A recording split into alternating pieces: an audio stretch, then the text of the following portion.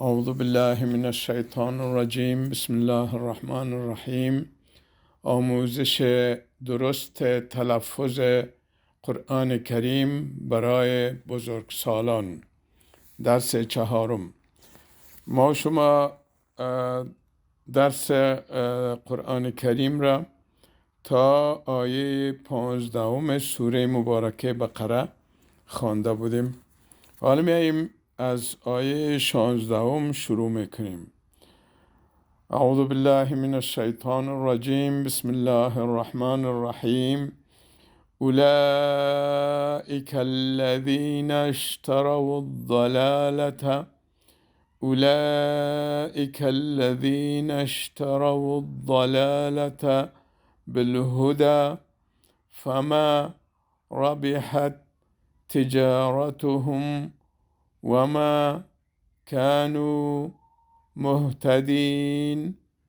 مثلهم كمثل الذي استوقد نارا مثلهم كمثل الذي استوقد نارا فلما أضاءت ما حوله ذهب الله بنورهم وتركهم في ظلمات لا يبصرون صم بكم عمي فهم لا يرجعون أو كصيب من السماء فيه ظلمات ورعد وبرق يجعلون أصابعهم في آذانهم من الصواعق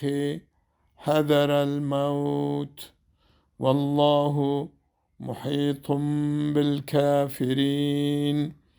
يكاد البرق يخطف أبصارهم كلما أضاء لهم مشوا فيه كلما أضاء لهم مشوا فيه وإذا أظلم عليهم قاموا ولو شاء الله لذهب بسمعهم وأبصارهم إن الله على كل شيء قدير.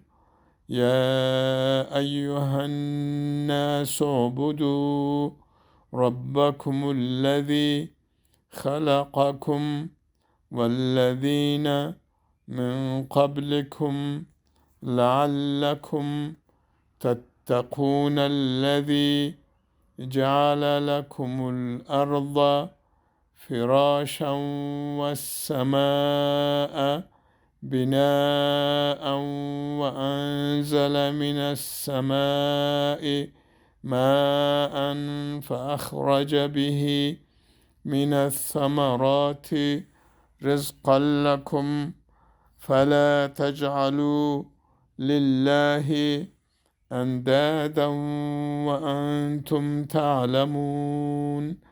وإن كنتم في ريب مما نزلنا على عبدنا فأتوا بسورة من مثله وادعوا شهداءكم من دون الله إن كنتم صادقين. خواهرها برادرای عزیز، وقتی که این درس ها رو شما گوش میگیرین بهتر شیسته که قرآن کریم آواز کنین. آیت 16 سوره بقره را پیدا کنین و بعد گوش کنین و شما خودتان با تطبیق کرده برین. اینال در اینجا چند نکته را مختصرا براتون بیان میکنیم از مسائل تجویدی چیزا. البته او را میمانیم به مراحل بعدی که فعلا براتون ثقیل نشوه. یک چیزی است که یکی از حروف یک تعداد حروف شمسی گفته میشن و یک تعداد حروف قمری. حروف شمسی معمولا سرشان امی علامه شد امی سه دندانه که هست امی را می داشته باشم. و شمسی و قمری مفهومش است که شمس آفتاب میگه و میبینین که آفتاب بسیار روشن است، بسیار پرنور است و دیگه نورهایی که در پهلوش بوده باشه در وقت که آفتاب میتابد دیگه مثلا نور شمس یا نور شم یا نور چراغ چیزا اونا تحت تاثیر قرار میگیرن و نورشان و قدر